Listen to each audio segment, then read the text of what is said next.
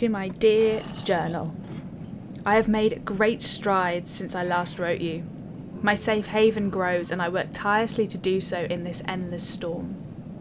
But there are also new dangers here. I can hear them dwelling beneath me, and now in the skies above. My grandmother used to tell me tales of winged creatures she called the nightmares, and I feel as though I may have accidentally willed them into existence on my fear alone. I want to build upwards, to live above the forest and away from the monsters, but whenever I poke my head out, these monstrous things swoop down upon me. It makes expanding slow going, but I also recall my grandmother telling me that a good night's sleep in a warm bed is somehow enough to ward them off. Now if only I had one. Eventually I return to the depths. I cannot help but wonder what else lurks down there. But I also have another mission here. Travelling above ground right now is out of the question, but perhaps I can travel below ground instead. And in doing so, I find an edge of sand tucked away from the frozen wastes. It isn't much, but I know I can smelt it into more glass for my home. It would be nice to have windows to see out of, without the worry of a skeleton to shoot me whilst I lurk inside. I admit I do indulge myself somewhat by placing the glass upstairs first. If I intend to live up here, then I want to at least pretend to have some of the comforts of a proper home. Perhaps if I cut down enough trees, there may even be a nice view out there for me. I am still surviving off of the rotten flesh of the green-skinned creatures, but it is necessary until I find clean water. You'd think for all the ice here I'd be able to melt it, but it is so cold even in my shack that I drink it as fast as it melts. But the underground is warmer, and here I can hear water rushing around. I need only to find it. And eventually I find it. At last, clean water. Fresh water. I resist the desperate urge to simply drink it all myself, cupping it into my hands. And instead, I get as much of it as I possibly can into the ugly, lumpy bucket I have somehow forged out of the iron I found. I can only pray it doesn't leak. I'm also fortunate enough to find another abandoned minecart, along with some more seeds. It has some rails in it too. Right now, I'm not really sure what use they'll be, but nonetheless I took them with me. Who knows what will happen down the line, and I was feeling desperately hopeful again. Who knows what's coming? I just have to keep going.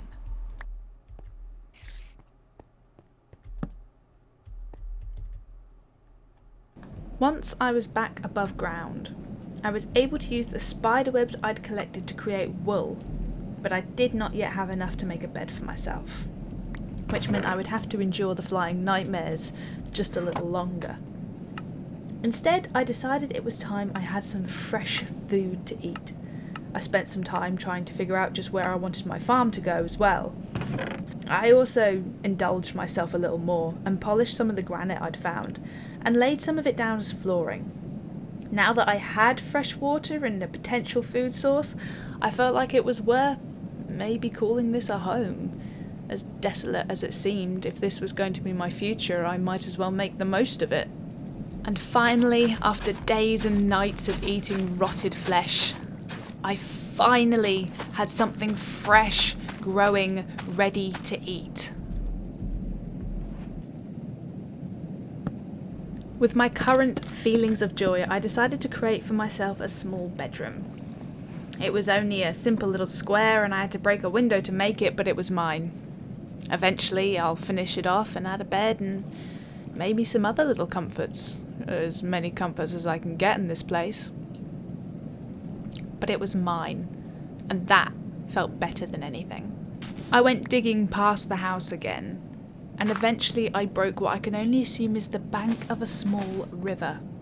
I was overjoyed once again. Now I had endless fresh water. I could create larger farms and would never be thirsty or hungry again. It felt like maybe the old family gods my gran used to talk about really were out there. And maybe they really were looking out for me.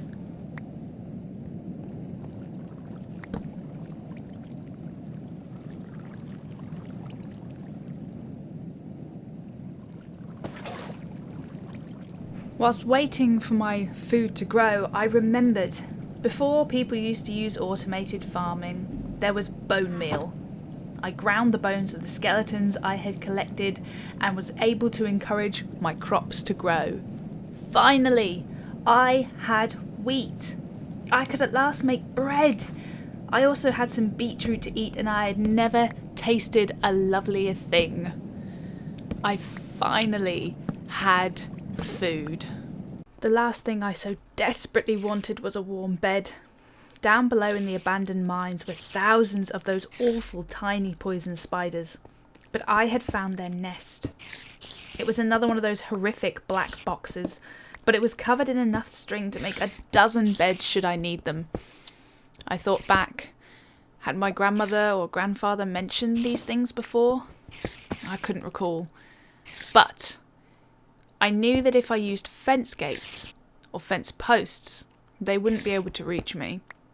It was slow going and quite frightening at times, but eventually I got there. Now all I had to figure out to do was actually get down there and not die along the way. It was a slow and at times horrendously dangerous journey, but eventually I got the string I wanted.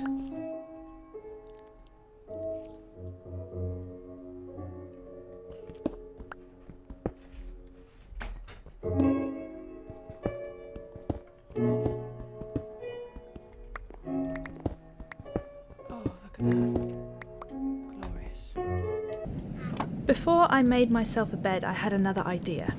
If there was a river just a short ways from my home, then perhaps I could build a short tunnel to reach it. Then I could fish and eat that way. Although I didn't yet have a fishing rod, I didn't think it'd be too hard to, make one with string and sticks, right? As the sky turned to black, I returned inside and finally went to bed. Part of me hoped I would wake up and all would be well again. But I was still here, alone in the storm.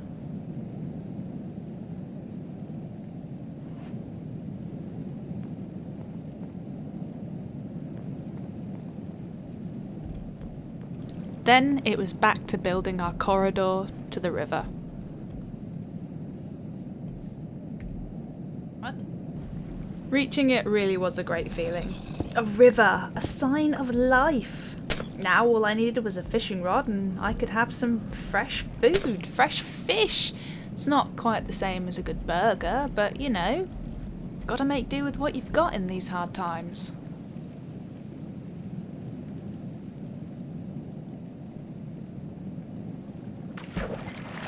Yes! Sometime in the following day's fishing. It was a slow process with my flimsy rod, which was, just string tied to a stick. But I needed as much food as I could get, so I was willing to be patient. Then I decided it was time to expand. I wanted to create a canopy out of stone so that I could keep the snow away from my little home. If I could keep the snow off and make it warm and bright enough, maybe animals would be drawn here. They can't all have died in the storm, could they? It's punishing work.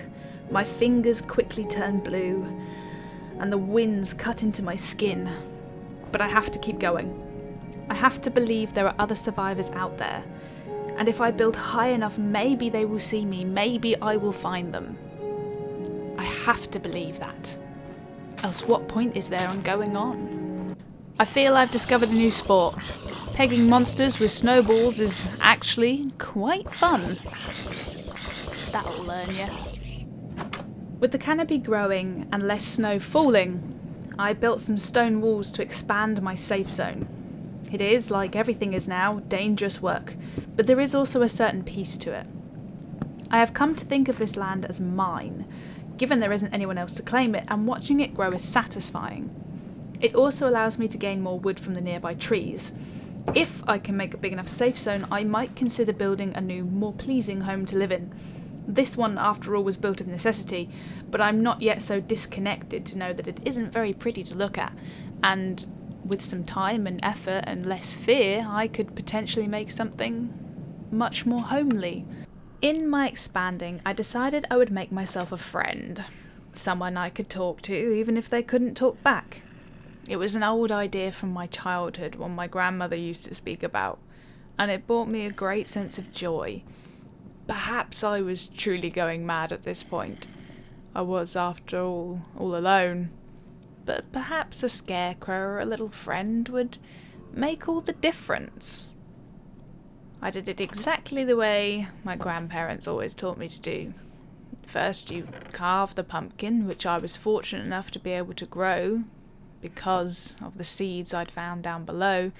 So I quickly crafted myself some shears using what little intellect I had and carved my pumpkin.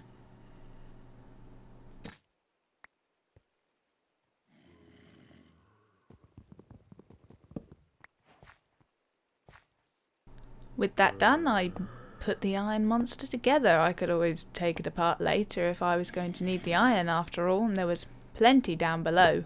So you can imagine my surprise when the golem came to life. I had a proper friend, even if he was something on the quiet side. Perhaps the old magic of our people had returned in this waste. Wouldn't that be nice? I also noticed a somewhat problemed area in the corner of my safe haven.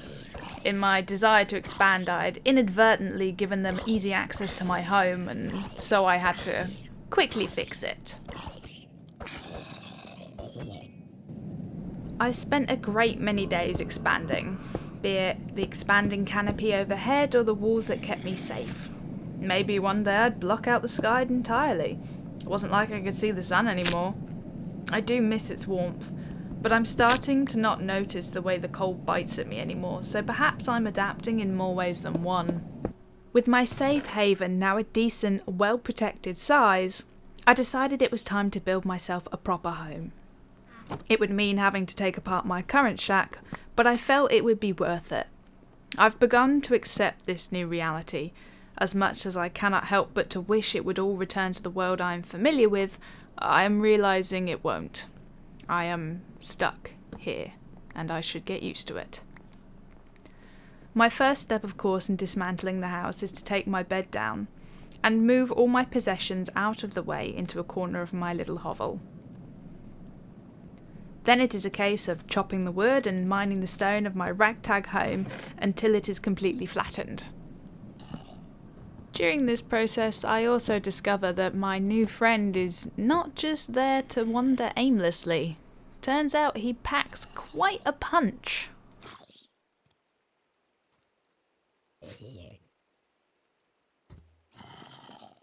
I like you, friend.